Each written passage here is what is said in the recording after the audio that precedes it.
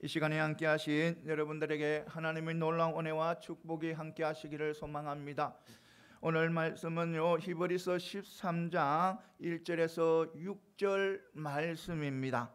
그러니까 신앙은 삶으로 증거되어져야 한다는 그런 말씀입니다. 그러니까 우리 신앙은요, 항상 삶과 함께 해야 된다는 것입니다. 이것을 분명히 아시기 바랍니다. 신앙하고 내 삶은 따로 이래 분리되는 것이 아닙니다. 신앙은 항상 내 삶 속에서 이래 같이 움직여 나가는 것입니다. 이것을 분명히 하시고 달려가는 저와 여러분들이 되시기를 소망합니다. 오늘 말씀해 보면요, 1절에서 3절은요 형제 사랑하기를 계속하라는 거예요. 형제 사랑하기를 계속하라는 거예요. 계속하고 그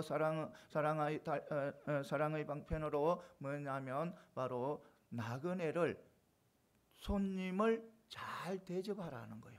잘 대접하고, 그리고 고난중에 있는 형제들을 잘 돌봐라는 거야. 잘 돌봐라. 그리고 또 4절에서 5절 전반부에서 음행이나 탐심을, 그러니까 음행이나 탐욕에 대한 경계하라고 이렇게 말씀을 하고 있는 것입니다. 그리고 5절 후반절과 6절은 주님과 함께하는 백성으로서 용기와 확신을 가지고 삶을 살아가라는 그런 말씀이에요. 오늘 이 말씀을 통해서 몇 가지 은혜 받는 귀한 축복의 시간 되시기를 소망합니다. 먼저 형제 사랑 없는 신앙은요, 반쪽뿐인 신앙이라는 것입니다. 그러니까 형제 사랑하지 않는 그런 신앙은요, 아무 소용이 없다는 거예요. 오늘 1절에 보면 형제 사랑하기를 계속하고 이렇게 말씀하고 있습니다.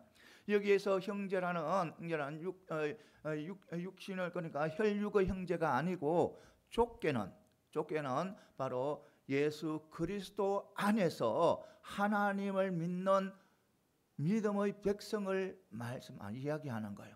그러니까 우리 성도들을 말하는 거예요. 그리고 넓게는 또 뭐냐면 하나님이 창조하신 피조물, 그러니까 모든 사람들을 다 이야기하는 거예요. 그리고 모든 사람들 다 우리 형제라는 거예요. 그래서 이야기하고 있는 것입니다. 그리고 또 오늘 이 본절에서 바로 초점은 1절에서 초점은 누구를 사랑하느냐가 아니고 성도라면 사랑을 해야 한다는 거예요. 하나님을 믿는 백성이라면, 하나님의 천국의 백성이라면 반드시 무엇을 해야 된다? 사랑을 해야 된다는 것입니다. 오늘 그것이 바로 오늘 이 초점인 거예요. 초점. 그것을 토대로 해서 우리는 삶을 늘 점검해야 되는 거예요. 우리의 삶이 정말 사랑의 삶인지, 내 삶이 정말 사랑의 삶을 살아가고 있는지 늘 점검해야 된다는 겁니다. 그러니까 하나님의 백성들은 늘 내가 사랑의 삶을 살아가고 있는지, 어느 누구를 미워하지 않는지, 어느 누가 내 속에 좋지 못한 사람으로 남아있지 않는지 다 이렇게 점검을 해나가면서 살아가야 된다는 거예요. 그러니까 하나님의 백성으로서는 이런 사랑의 점검은 합당한 그런 일인 거예요. 우리가 이런 점검을 해 나갈 때 우리가 사랑의 삶을 살아갈 수가 있는 거예요. 좁게는 성도들, 우리 믿음의 백성들, 내가 믿음의 백성들을 다 사랑하고 있는지, 한 사람이라도 내 주위의 믿음의 사람을 내 마음속에 정말 좋지 못한 그런 생각을 가지고 있지 않는지, 저 많은 우리 그리스도인들을 사랑하고 있는지, 또 넓게는 모든 사람들 한 영혼마다 내가 사랑하고 있는지, 어떤 누구라도 내 속에 미움이 있지는 않는지, 이런 것을 우리는 다 점검을 하고 나가야 된다는 겁니다. 사랑하는 성도 여러분, 그렇다면 우리는 왜 다른 성도를 사랑해야 하는 거야? 왜 예수 믿는 모든 사람들을 사랑해야 하는 거예요? 그러니까 이것은 마태복음 마태복음 23장 8절 9절에서 나옵니다. 너희들은 한 형제라는 거예요. 하늘에 있는 한 분을 섬기는 한 형제라는 거예요. 그러니까 우리 성도들은요, 하나님 아버지 한 분을 아버지로 모시고 살아가는 형제요 자매라는 거예요. 그래서 우리는 한 가족이라는 거예요. 모든 성도들은요, 아버지 하나님을 섬기는 한 가족이라는 거예요. 그래서 한 가족인 이 형제 자매가 서로 사랑하지 않는 것은 성도로서 바른 삶이 아니라는 것입니다. 이것을 분명히 믿고 나가는 저와 여러분들이 다 되시기를 소망합니다. 그래서 우리는 어떤 상황에서도 우리는 형제 자매라는 것, 한 가족이라는 것을 우리는 믿고 서로 사랑하며 나아가야 된다는 겁니다. 그리고 이 사랑은요, 이례적인 그런 사랑이 되어서는 안 되는 거예요. 영원한 사랑이 되어야 되는 거예요. 영원한 사랑. 그래서 우리는 늘 너희를 한 형제로서, 한 자매로서 영원히 사랑해야지. 오늘 하루, 그래 1년에 하루 이틀 정도 사랑을 고백했다 해가지고 그것이 가족의 사랑의 전부가 아니라는 겁니다. 우리 가족으로서, 형제로서 사랑은 가장 중요한 것은 바로 못났던, 잘났던, 미약하던, 건강하던, 나에게 보탬이 안 되던, 나에게 힘들게 하던 서로 사랑하고 서로 보통 안아주고 품어주는 그 사랑이 바로, 그 무리들이 모인 것이 바로 가족인 거예요. 가족이에요. 그러니까 나에게 아무리 힘들게 해도, 그러니까 인간적인 조건을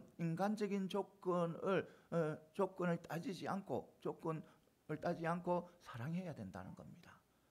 건강이나 또 학벌이나 또 지식 수준이나 또 경제적인 능력이나 또 이런 어떤 세상적인 그런 조건, 그러니까 인간적인 조건, 성품이나 이런 것 따지지 않고 사랑하는 것이 바로 가족이라는 거예요. 한 가족이라는 거예요. 이것을 분명히 믿고 나아가는 저와 여러분들이 다 되시기를 소망합니다. 사랑하는 성도 여러분, 그러니까 우리가 한 가족으로서 바로 사랑해야 할 이유가 바로 이것입니다. 그러니까 우리 성도들이 한 가족으로서, 형제 자매로서 사랑하고 나가야 할 이유가 바로 여기에 있는 것입니다. 바로 모든 가족들은 어떤 것 따지지 않고 사랑하는 것이 바로 가족이라는 거예요. 가족. 그런데 요즘은 그렇지 않는 거예요. 그것은 잘못된 거예요. 가족이라면요, 나에게 해가 되어도, 나에게 힘들게 하더라도 그 가족은 내가 사랑해야 되는 거예요. 안아주는 거예요. 안아줘야 되는 거예요. 이것을 분명히 믿고 나가는 저와 여러분들이 다 되시기를 소망합니다. 그러니까 어떤 조건 따지지 않고 또 지속적으로, 연속적으로 계속해서 우리는 사랑해야 된다는 겁니다. 우리 성도들은 그런 사랑을 해야 된다는 것을 분명히 믿고 나아가는 저와 여러분들이 다 되시기를 바랍니다. 그런 사랑을 할 때, 그런 사랑의 실천이 있을 때 우리가 세상으로부터 신앙의 진정성을 드러내고 또 예수 그리스도 안에서 한 가족, 한 형제 자매라는 것을 이렇게 증거하는 증거가 되는 거예요. 이것을 분명히 하시고 나아가는 저와 여러분들이 다 되시기를 소망합니다. 예수님께서도 말씀하셨어요. 예수님께서도 내가 너희에게 새 계명을 주노니 서로 사랑하라는 거예요. 사랑하라. 내가 너희를 사랑한 것 같이 너희도 사랑하라는 거예요. 너희가 서로 사랑할 때 모든 사람들이 너희들이 내 제자인 줄 알리라 하고 말씀하고 있는 거예요. 그러니까 우리가 성도가 서로 사랑할 때 우리는 예수님의 사랑을 전하는 거예요. 우리가 예수님의 사랑을 품고 살아가는 거예요. 우리가 사랑할 때 예수님의 제자라는 것을 드러내는 거예요. 이것을 분명히 하시고 어떤 상황에서도 우리는 사랑을 드러내는 그런 믿음의 백성들이 다 되시기를 소망합니다. 우리가요, 형제 자매이면서 한 가족이면서도 사랑하지 않으면요, 하나님께서는요 우리 보고 뭐냐면 이기주의자라고 우리를 이렇게 책망할 것입니다. 그리고요 우리가 사랑하지 않으면, 서로 사랑하지 않으면 세상 사람들은 우리를 보고요 자기들과 다를 것이 하나도 없네 이렇게 말을 할 겁니다. 우리 성도들 간에 서로 사랑하지 않으면 세상 사람들은 그렇게 본다는 거예요. 자기들과 똑같이 본다는 거예요. 자기들과 다르지 않다는 거예요. 이것은 바로 뭐냐면 소금이 짠맛을 잃은 그런 행태와 똑같은 거예요. 여러분, 소금이 짠맛을 잃으면 그 소금은 쓸모가 없잖아요. 우리 성도들도 마찬가지라는 겁니다. 우리 성도들도 사랑을 잊어버리면, 사랑이 없으면 아무 쓸모가 없다는 거예요. 우리 성도들은 오직 사랑으로 살아가야 된다는 거예요. 그래서 우리 모두 사랑으로 충만해서, 하나님의 사랑으로, 그리스도의 사랑으로 충만해서 그 사랑을 다른 사람들에게, 많은 사람들에게 전하는 저와 여러분들이 다 되시기를 소망합니다. 그러니까 좁게는 우리 성도들, 믿음의 백성들, 넓게는 모든 사람들 다 사랑하는, 사랑으로 품은 그런 삶을 살아가는 저와 여러분들이 다 되시기를 소망합니다. 그 다음에 또 뭐냐면, 지금도 성도는 나그네를 후히 대접하면서 살아가야 된다는 겁니다. 그러니까 우리 성도들은요 나그네를, 손님을 잘 대접해야 된다는 거예요. 오늘 보면 2절에 보면 손님 대접하기를 잊지 말라고 이야기하고 있습니다. 그러니까 나그네를 사랑하고 손님을 대접하는 것은요 구약의 율법에도 나옵니다. 구약 율법에도 레위기 19장 34절에 보면 너희와 함께 있는 타국인을 너희 중에서 낳은 자같이 여기며 자기같이 사랑하라. 너희도 애굽 땅에서 객이 되었던 거라. 그러니까 너희들이 애굽 땅에서 격이 됐잖아. 나그네였잖아. 그것을 잘 알잖아. 그렇기 때문에 너희들 집에 있는 나그네나 격이나 손님을 잘 대접하라. 너희들 같이 한 가족처럼 잘 대접하라는 거예요. 잘 대접하라. 이것을 분명히 믿고 나가는 저와 여러분들이 다 되시기를 소망합니다. 오늘날 같이 그 고대 시대는 이래 숙박 시설이 그렇게 좋지 않습니다. 좋지 않고 또 숙박시설도 별로 없어요. 그렇기 때문에 이래 성도들이 그 당시에 이래 사람들이 나그네를 사랑하고 또 손님을 잘 대접하는 것이 바로 미풍양속이었습니다. 미풍양속. 그리고요 또 이 글을 쓸 때 히브리스를 쓸 때 그 당시에요 많은 이래 유대인들이, 히브리인들이 회심해서 예수를 믿게 되었을 때, 예수를 믿게 되었고, 또 그들은요 복음을 전하기 위해서 이 성에서 저 성으로, 저 성에서 이 성으로, 그리고 또 이 나라에서 저 나라로, 저 나라에서 이 나라로 허린 나그네처럼 다니면서 복음을 전했어요. 그리고 그 당시에는요 이래 그리스도인들이, 믿는 사람들이 박해를 받았기 때문에 가는 곳마다 핍박이 있었습니다. 가는 집마다 쫓겨나오기도 하고 매를 맞기도 하고 그런 상태에 있었습니다. 그런 상태에 우리 믿음의 성도들 복음을 전하면서 그런 상태에 있었기 때문에요 어떤 것이 형성되어지냐면, 우리 믿음의 백성 성도들은요 어느 누구라도 나그네고 손님이 들어오면 의무적으로 그들을 잘 대접해야 하는 그런 토대가 마련된 거예요. 그러니까 그 당시에 초대교회 그 성도들은 어느 누구든지 손님으로 또 나그네로 자기 집에 찾아오면요 그들이 바로 믿는 사람이든 안 믿는 사람들은 의무적으로 잘 해줬다는 거예요. 잘 대접을 했다는 거예요. 사랑하는 성도 여러분, 우리도 지금도 그런 모습으로 살아가야 되는 거예요. 지금 우리 성도들은 반드시 손님과 또 나그네를 잘 대접해 나가야 된다는 것입니다. 이것을 분명히 우리는 믿고 나가는 저와 여러분들이 다 되시기를 소망합니다. 그러니까 그것이 초대교회처럼 초대교회처럼 또 고대 시대처럼 우리 손님을 대접하고 나그네를 사랑하는 것이 바로 의문화되어야 된다는 겁니다. 이 지금도 계속해서 진행되어야 된다는 겁니다. 지금이 어느 시대인데 이렇게 하면 안 되는, 그거는 세상적인 말이에요. 우리는 어떤 상황에서도 손님을 대접하고 나그네를 잘 대접해야 된다는 겁니다. 이것을 분명히 하시고 달려가는 저와 여러분들이 다 되시기를 소망합니다. 그것이 바로 또 우리에게 예수님께서 명령하신 내 이웃을 내 몸과 같이 사랑하라.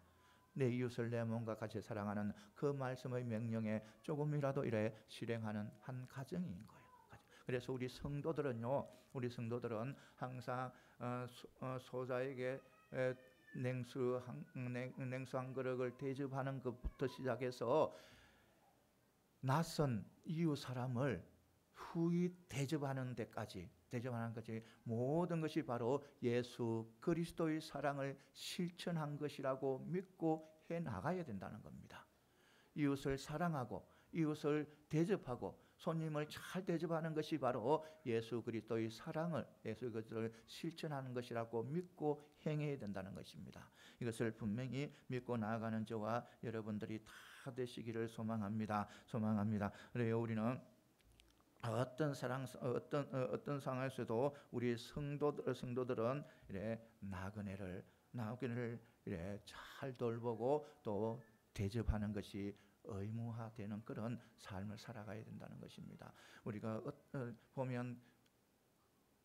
요즘 보면 그렇지 않아요. 정말 그렇지 않아요. 그것은 바로 우리가 의무화처럼 이렇게 잘 대접해야 되는데, 보면 교회마다 누가 찾아오면요, 혹시라도 이상한 사람이 아닌가, 이상한 사람이 도둑놈이 아닌가 이렇게 생각하는 사람, 참 그것도 잘못됐다는 거예요. 도둑이 들어왔던 누가 들어왔던 일단 교회에 들어오면 앉히고 모든 푸짐하게 대접을 해줘야 된다는 겁니다. 사람을 의심하면 안 된다는 거예요. 믿음의 백성들은 혹시라도 누가 이 교회에 와서 무엇을 훔쳐가더라도 우리는 그 사람을 미워하고 그 사람을 좋지 못한 생각을 하고 이래 우리는 대접을 소홀히 하고 그래서는 안 되는 거예요. 어느 누구라도 들어오면 우리는 믿음의 백성들은 대접하고 또 잘 대접해야 된다는 것을 분명히 믿고 나아가는 저와 여러분들이 다 되시기를 소망합니다. 사랑하는 성도 여러분, 본래 그랬잖아요. 세상 사람들도 친구들이나 형제가 방문하며 즐겁게 대접을 하잖아요. 그런데 우리 예수님의 사랑을 전하는 우리 성도들은 말할 것도 없는 거예요. 대접해야 돼요. 잘 대접하는 것은 그 말할 것도 없는 거예요. 그래서 우리는 어떤 상황 속에서도 우리는 손님이나 나그네를 잘 대접함으로 통해서 하나님 앞에 영광 돌리는 그런 삶을 살아가는 저와 여러분들이 다 되시기를 소망합니다. 그 다음에 또 우리 성도는 한 지체 의식을 가지고 고통당하는 그런 형제를 돌봐야 된다는 것입니다. 3절에 보면 자기도 함께 갇힌 것 같이 갇힌 자를 생각하고 또 자기도 몸을 가졌은즉 학대받는 자를 생각하라, 이렇게 말씀하고 있습니다. 여러분, 그 당시에요, 초대교회 때 당시에는요, 이래 그리스도인들이 믿는 성도들이요 엄청난 핍박을 당했습니다. 정말 너무 많은 핍박을 달았어요. 로마 사람들에게 또 유대인들에게 로마 사람들 유대인들에게 엄청난 핍박을 당한 거예요. 잡혀가서 옥에 갇히는 것은 말도 아니고 그것도 그렇고 또 가서 잡혀가서 정말 죽을 정도로 매를 맞기도 하고 또 죽어서 나오기도 하고 십자가에 매달려 죽기도 하고 하형에 처하기도 하고 때로는 원형 경기장에 그 많은 사람들이 구경하고 있는 원형 경기장에 끌려나서 구경거리가 되고 또 사나운 짐승의 먹이가 되는 그런 일들도 있는 거예요. 그리고 또 기독교인이라면 자기 재산을 다 몰수해 가버리고 그만큼 엄청난 핍박을 당했어요. 그런데 그 지금 당한 이런 사람들을 위해서 당하지 않는 사람, 핍박에서 벗어나는 사람들은 어떻게 해야 되는지를 오늘 말씀하고 있는 거예요. 그러니까 너가 갇힌 자처럼 갇힌 자를 생각하라는 거예요. 갇힌 자. 너 몸이 있는 저 학대받는 너 몸이 학대받는 것처럼 학대받는 자를 생각하라는 거예요. 이 생각은요, 그만 단순히 생각이 아닙니다. 단순한 생각이 아니고 그 학대받고 학대받는 사람들을 도와주라는 거예요. 매를 많이 맞아서 이렇게 길거리 버려져 있으면 그를 데리고 가서 치유해주고 치료해주고 먹을 것을 주고 다시 힘을 살아갈 수 있도록 도와줘야 된다는 거예요. 그리고 또 온 재산을 다 몰수를 당했으면 그 사람을 불러서 먹을 것도 주고 또 재워도 주고 도와줘야 된다는 거예요.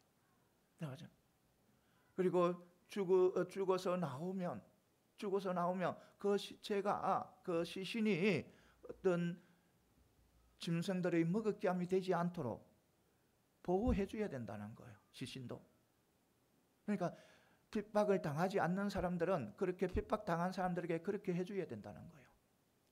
초대교회 사람들은요, 그런 삶을 살아가서요. 사도행전 12장 1절에서 20절까지 보면 이 헤롯이 그리스도인들을 핍박하기 위해서 요한의 형제 야고보를 칼로 죽입니다. 그리고요, 많은 성도들의 지도자격이고 많은 성도들이 따라가는 베드로를 잡아서 옥에 가다워 버립니다. 그런데 요 성도들요, 두려워하지 않습니다. 도망가지 않습니다. 숨지 않습니다. 그들은요, 베드로가 잡히고 가니까요, 베드로를 위해서 기도한 거예요. 성경에서는 베드로가 감옥에 갇히고 교회는 그를 위해서 하나님께 빌드라 이렇게 말씀하고 있는 거예요. 그러니까 우리 그 당시의 같은 성도들이 핍박을 당하고 학대를 받으면 내가 핍박을 당하고 학대를 당하는 같이 돌봐줘야 된다는 거예요. 봐줘야 된다는 거예요. 그렇게 생각하라는 거예요. 사랑하는 성도 여러분, 그래요. 우리는 그것은요, 하나의 지체 의식 없이는, 그러니까 한 몸이라는 그런 의식 없이는요, 그렇게 할 수가 없는 거예요. 이것을 분명히 아시고, 그래서 우리는 모든 성도들은 우리는 한 아버지를 섬기는 한 지체라는 것, 이것을 분명히 믿으시고, 그러니까 어떤 상황에서도 좁게는 우리 성도들을, 넓게는 또 세상에 많은 고통을 받는 사람들을 이렇게 도와주고 또 도와주고 해야 되는 거예요. 또 기도하고 기도해 줘야 되는 거예요. 기도하죠.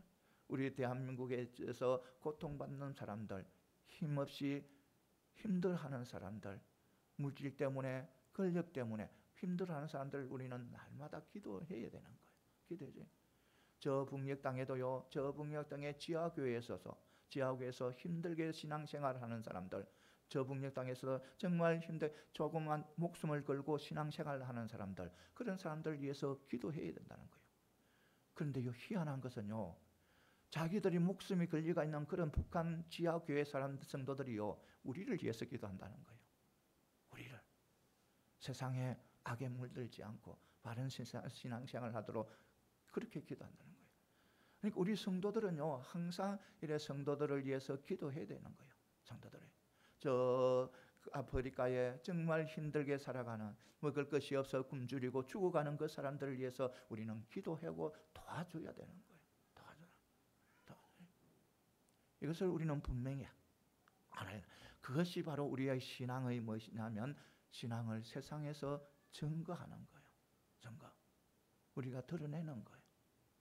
이것을 분명히 하시고 달려가는 저와 여러분들이 다 되시기를 소망합니다. 사랑하는 성도 여러분, 우리는 어떤 상황에서도 이래 한 지체의식으로 고통을 당하는 사람들, 어려움을 당하는 사람들을 반드시 도와줘야 된다는 겁니다. 그런 사랑이 없으면요, 우리는 우리 믿음의 성도로서의 좀 잘못된 삶을 살아가고 있는 거예요. 어떤 상황에서도 우리는 도와주고 또 늘 돌봐주는 그런 믿음의 삶을 삶으로 통해서 우리는 하나님 앞에 영광 돌리는 그런 축복의 백성들이 다 되시기를 소망합니다. 그 다음에 또 뭐냐면 우리가 있는 바를 족한 줄로 알 때 탐심의 죄에서 벗어날 수 있다는 겁니다. 내가 가지고 있는 것, 이것을 족한 줄로 알아야 탐심의 악으로부터 벗어날 수가 있다는 거예요. 보면 5절에 보면 돈을 사랑하지 말고 있는 바를 족한 줄로 알아, 이렇게 말씀하고 있는 것입니다. 그러니까 여기서 5절에서는 탐심의 악을 소개하고 그리고 탐심의 악으로부터 벗어날 수 있는 그런 좋은 그런 합당한 그런 방법을 제시하고 있는 거예요. 여러분, 우리가요 우리가 이 탐심의 제약의 대표적인 것이 무엇입니까? 돈을 사랑하고 물질을 탐하는 것입니다. 그러니까 돈을 사랑하고 물질을 탐하는 것이 바로 우리가 악으로 들어가는 하나의 길인 거예요. 실제로요, 돈과 물질은요 악이 아닙니다. 제가 아니에요. 그런데 그 돈은요, 돈과 물질은 선하게도 쓰임 받을 수도 있고 악하게도 쓰임 받을 수 있는. 그러니까 그 돈과 물질은요, 모든 세상 사람들이 다 그것을 가지고 삶을 살아가는 거예요. 필요한 거예요. 우리가 살아가는데 도구예요. 그런데 그 물질이요, 때로는 선한 도구도 되기도 하고 악한 도구도 되기도 하는 거예요. 그 돈을요, 선한 도구로 사용하기 위해서는요, 오직 하나님의 말씀 안에서 사용해야 된다는 겁니다. 내 마음대로 헐랑방탕 써서는 안 된다는 거예요. 노름하고 도박하고 이런 데 돈을 날려서는 안 된다는 거예요. 그거는 하나님의 말씀 안에 있는 것이 사용하는 것이 아닌 거예요. 하나님의 말씀 안에서 돈을 사용할 때, 물질을 사용할 때 그것은 바로 선한 도구가 되고 우리에게 복이 되는 도구가 되고 하나님 앞에 영광 돌리는 그런 도구가 되는 거예요, 돈이. 그런데 만약 우리의 마음과 행함이 그 돈과 물질에 집착을 하게 되고 또 우리의 마음과 행동이 그 돈과 물질에 의해서 좌우되어진다면 그 돈과 물질은 바로 우리에게 우상이 되는 거예요. 그러니까 우상이 되어서 하나님을 섬기는데 방해거리가 되는 거예요. 그것은 바로 악의 도구가 되는 거예요. 악한 도구가 되는 거예요. 이것을 분명히 아시고 우리는 언제나 하나님의 말씀 안에서 우리는 돈을 사용함으로써 선한 도구로 사용하는 저와 여러분들이 다 되시기를 소망합니다. 네, 우리는 어떤 상황에서도 우리는 그것을 바르게 사용하려면 또 오늘 말씀에 또 귀한 답을 주고 있어요. 뭐 하냐면 있는 바를 족한 줄로 알아. 있는 발로 족한 줄을 알 때, 내가 가지고 있는 것을 만족할 때는요, 족한 줄을 알 때는요, 악한 마음을 품을 수가 없는 거예요. 바로 하나님 보시기에 아름답게 사용할 수가 있는 거예요. 그러니까 우리는 어떤 상황 속에서도 나에게 주어진 것, 나에게 준 것을 다 이래 그것을 족한 줄로 알고 행해야 된다는 겁니다. 행할 때 우리는 탐심의 제약에서 벗어날 수가 있는 거예요. 이것을 분명히 하시고 이것을 잘 아는 사람이 누구냐면 바로 사도 바울이에요. 사도 바울은 이 모든 것에 족한 줄로 알고 살아간 사람이에요. 그가요 빌립보 성도들에게요, 그러니까 모든 것에 모든 행편에 다 자기가 족한 것을 다 배웠다는 거예요. 만족하는 것을 다 배웠다는 거예요. 어떤 것도 다 어떤 행편이든 어떤 상황이든 어려웠든 좋든 간에 자족할 것을 다 배웠다는 거예요. 그러니까 비천에 처할 줄도 알고 풍부에 처할 줄도 아는 거예요. 풍부에 처할 줄도 알고 그렇기 때문에 모든 것에서 배부르고 또 배고프고 풍부하고 궁핍하고 그런데도 이래 모든 것에 대한 비결을 다 비웠다는 거예요. 그러니까 바울은요, 어떤 상황에서도 자족할 그런 것을 알고 있는 거예요. 자기가 궁핍할 때나 풍부할 때나 자족할 수 있는 그런 것을, 그런 마음을 가지고 살아가니까요, 하나님을 섬기는데, 복음을 전하는데 흔들리지 않는 거예요. 어떤 상황에서도 흔들리지 않는 거예요. 여러분, 바울은요 정말 많은 어려움을 겪었습니다. 수없는 매를 맞고요, 감옥에도 몇 번 갇히고요, 저 지하 감옥 죽어서도 어딜 살 수 없는 그런 지하 감옥에도 갇히고요, 그리고 또요 아무 죄 없이 또 모함으로 잡혀 들어가기도 하고 감옥에 들어가기도 하고, 그런 상황인데도요 그는 자족할 수 있는 그런 마음을 가지고 있었기 때문에 어떤 상황 속에서도 다른 사람을 원망하지 않고 불평하지 않은 거예요.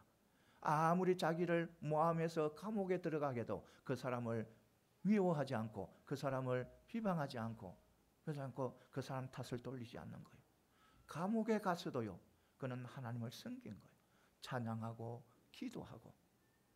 감옥에 가서도요, 자기가 잘못 없이 모함당해서 감옥에 가서도 사람들을 미워하지 않고 복음을 전하는, 그 사람들을 사랑함으로, 너무너무 사랑함으로 그 사람들에게 복음을 전하는 거예요. 그러니까 바울은 그런 삶을 살아갔어요. 그러니까 자족할 수 있는, 그런 어떤 곳에서도 자족할 수 있는 그런 삶을 살아간 거예요. 사랑하는 성도, 우리도 항상 마찬가지, 어떤 상황 속에서도 우리는 자족할 수 있는 그런 마음을 가져야 된다는 거예요. 어떤 곳에서도 자족할 수 있으면 우리는 탐심의 죄에서 벗어날 수가 있는 거예요. 내가요 많은 곳에든지 적은 곳에든, 그러니까 많은, 하나님께서 나에게 큰 축복을 주셔서 엄청난 물질을 누린다 해보세요. 엄청난 물질을 가졌다 해도 내가 자족할 수 있는, 그게 만족한다면 그거에 대해서 내가 교만하지 않는 거예요. 아무리 많이 가져도 내가 교만하지 않는 거예요. 또 아무리 적게 가져도 내가 불평불만하지 않는 거예요. 그러니까 죄를 짓지 않는다는 거예요. 그래서 이것을 분명히 하시고, 어떤 상황 속에서도 우리는 항상 자족하는 그런 삶을 살아가는 저와 여러분들이 다 되시기를 소망합니다. 그래서 어떤 상황에서도 우리의 탐심의 죄에서 벗어나는 저와 여러분들이 다 되시기를 소망합니다. 그 다음에는 또 뭐냐면, 우리 하나님의 도우심에 대한 확신은 우리를 강한 용사로 서게 한다는 것입니다. 그러니까 우리 하나님의 도우심, 하나님이 함께 하시고 하나님께서 도와주신다는 그 확신을 가지고 살아가게 되면요, 우리는 어디에 가서나 승리할 수 있다는 겁니다. 그러니까 6절에 보면, 주는 나를 돕는 자신이 내가 무서워 아니하겠노라. 사람이 내게 어찌하리요, 이렇게 말씀하고 있는 것입니다. 이 말씀은요, 시편 118편 6절을 인용한 말씀입니다. 이 시편은 누구의 시편이냐면 다윗이죠. 다윗. 그래서 보면요, 여호와가 내 편이니 내게 두려움이 없으니 사람이 내게 어떻게 하겠나 하는 거예요. 그러니까 다윗은요, 담대한 시를 쓰고 담대하게 살아갔다는 거예요. 어떻게 해서 그렇게 담대한 삶을 살아갔나? 바로 하나님이 자기와 함께 하시고 하나님이 자신을 도와주신다는 것을 확신하고 믿고 나갔기 때문인 거예요. 다윗은요, 어릴 때부터 그랬어요. 어릴 때부터 목동으로서 양을 지킬 때도 그런 거예요. 하나님께서 자신과 함께하고 하나님께서 지켜주시고 보호해주시는 걸 믿기 때문에 그 사나운 짐승으로부터 두려워하지 않은 거예요. 혼자서 그 양떼를 다 지킨 거예요. 누가 함께하기 때문에? 하나님이 함께하기 때문에 두려워하지 않고 물맷돌만 가지고 그 양들을 지켜나간 거예요. 그가요, 골리앗 앞에 섰을 때도 그런 거예요. 골리앗 앞에 그러니까 블레셋 장군 골리앗 앞에 섰을 때요, 이 이스라엘 백성들은, 이스라엘 군인들은요 다 두려워 떨고 무서워하고 어떻게 해야 할 줄을 몰랐어요. 때로는 어떤 병사들은요 그 진영을 이탈해서 도망가는 사람들도 있고 병사들도 있고, 그뿐만 아니라 그들의 장군, 이스라엘 군들의 장군들도 다 두려워하고 떨고 있는 거예요. 무엇보다도 그 군대의 최고의 통수권인, 군대의 통수권을 가지고 있는 왕인 사울도 두려워 떨고 있는 거예요. 사울도. 그런데요 다윗은요 당당하게 나갔습니다. 왜? 하나님이, 전지전능하신 하나님이 자신과 함께 하시라는 것을 철저히 믿으시고 또 자기를 도와주신다는 것을 철저히 믿었기 때문에 그 거대한 거인 골리앗 앞에 서서 물맷돌로 그를 넘어뜨린 거예요. 그뿐입니까? 다윗은요 사울에게 쫓겨다녔습니다. 그것도 1, 2년이 아니에요. 10년 넘게 이 사울에게 쫓겨다녔어요. 그러니까 가는 곳마다 죽음의 공포가 있는 것입니다. 왜냐하면 여러분 그 이스라엘은 지금 누가 왕이에요? 사울이 왕이잖아요. 다윗이 왕이 아니잖아요. 사울이 왕이었어요. 그러면 그 이스라엘 군대는 누구의 군대입니까? 병사들은 누구의 병사입니까? 관리들은 누구의 관리입니까? 사울이에요. 사울의 병사들이고 사울이 다스린 나라의 관리들이에요. 전부 다 사울을 따르는 사람들이에요. 이스라엘 백성들. 그러니까 이 다윗이요 피해 다니려는 거 너무 힘든 거예요. 가는 곳마다 사울의 첩자가 다 있는 거예요. 그러니까 10편 23편에 보면 그랬잖아요. 내가 사망의 엄침한 골짜기를 다닐지라도 내가 해를 두려워 하지 않는 것은 주께서 나와 함께 하심이라. 그러니까 다윗이 사울을 피해서 도망갈 때마다 사망한 엄청난 골짜기, 사망의 골짜기, 그러니까 죽음의 골짜기인 거예요. 죽음의 골짜기. 그런데 그가 두려워하지 않은 것은 주께서 함께 했다는 거예요. 함께. 여러분 우리가 그런 믿음을 가질 때, 우리가 하나님이 나와 함께 하시고 하나님이 나를 도와주신다는 그런 믿음을 가질 때 우리는 어떤 상황에서도 승리하고 나갈 수 있다는 것을 분명히 믿고 나가는 저와 여러분들이 다 되시기를 소망합니다. 사랑하는 성도 여러분, 우리 성도들요, 신앙 믿음의 백성들요, 불신자들에게 때로는 학대를 받을 수도 있고 때로는 미움을 받을 수, 좋지 못한 핍박을 받을 수도 있습니다. 받은 거예요. 특히요, 여기 복음 들고 나간 사람들, 복음을 전하기 위해서 나간 사람들 보면요, 때로는 잡혀서 모든 것을 다 빼앗기기도 하고, 때로는 감옥에 가기도 하고, 때로는 매를 맞기도 하고. 그런데요, 그들이 그런 상황에서도 기쁘게 즐겁게 나간 것은, 기쁘게 즐겁게 그곳으로 간 것은 바로 하나님이 함께 하신다고 철저히 확신했기 때문에, 믿기 때문에, 하나님께서 도와주시고 보호해 주실 거라 믿고 나아가는 거예요. 여러분, 사단이요 아무리 우리를 괴롭히고 힘들게 해도요, 가장 우리에게 가장 큰 핍박은요, 우리의 육적인, 썩어서 문드러지고 없어질 이 육적인 몸밖에 없어요. 아무리 우리에게 다 빼앗아가고 해도요, 가장 큰 것은, 우리에게 가장 큰 것을 빼앗아가는 것은 육적인, 썩어져서 없어질 이 육적인 그것밖에 없어요. 그러니까 아무리 사단이 설치도요, 우리에게 하나님의 사랑에서 끊을 수 없는 거예요. 우리는 영원히 저 천국으로 영원한 생명을 누리게 돼가 있는 거예요. 하나님이 지켜주시기 때문에, 하나님이 보호해 주시기 때문에, 어떤 악한 속에서도, 어떤 어려움 속에서도, 고난 속에서도 우리는 사단의 손에 넘어가지 않는다는 겁니다.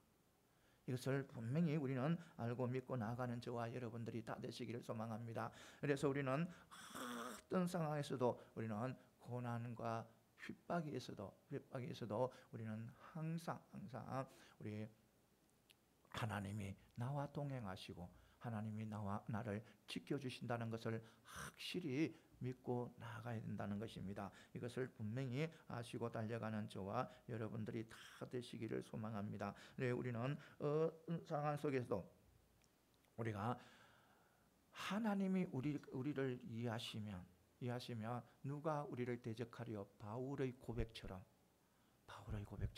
우리도 항상 하나님이 나를 이해한다는 것, 내가 어떤 상황 속에 어려움과 고통 속에 있는데도 하나님은 누구를 이해하신다? 나를 이해한다는 것, 그것을 분명히 믿으시고 나아갈 때 어떤 사람도 나를 해치지 못한다는 것, 어떤 사람도 나를 손대지 못한다는 것을 분명히 믿고 나가는 저와 여러분들이 다 되시기를 소망합니다. 그래서 어떤 그 믿음을 가지고 하나님과 함께 한다는 그 믿음, 하나님께서 도와주신다는 그 믿음을 가지고 항상 세상에서 승리의 삶을 살아가는 저와 여러분들이 다 되시기를 소망합니다. 이제 말씀을 맺겠습니다. 우리는 믿음의 백성이잖아요. 우리는 믿음을 가지고 있는 믿음의 백성이잖아요. 근데 그 믿음은요, 우리가 세상에서 증거할 수 있어야 된다는 거예요. 드러나야 된다는 거예요. 이것을 분명히 하시기 바랍니다. 그러기 위해서 우리는 손님들, 나그네들 잘 대접해야 되고, 고통당하는 사람들, 힘들어하는 사람들 잘 도와줘야 되는 거예요. 도와주고. 그리고 또 어떤 상황 속에서도 내가 가진 것에 대해서 만족하고 살아가야 되는 거예요. 내가 더 욕심부리고 더 세상 것 잡으려고 애를 쓰고 더 내가 먼저 출세하려고 막 끔 잡고 막 안 놓치려고 막 애를 쓰고, 그것은요 성도의 모습이 아니에요. 그는 내가 신앙을 그런 신앙인으로서의 증거의 삶이 아니라는 겁니다. 이것을 분명히 하시고 어떤 상황 속에서도 하나님께서 많이 주시든 적게 주시든 그것에 만족하고 항상 하나님 앞에 영광 돌리는 그런 삶을 살아가고 또 승리의 삶을 살아가는 저와 여러분들이 다 되시기를 소망합니다. 예, 기도드리겠습니다.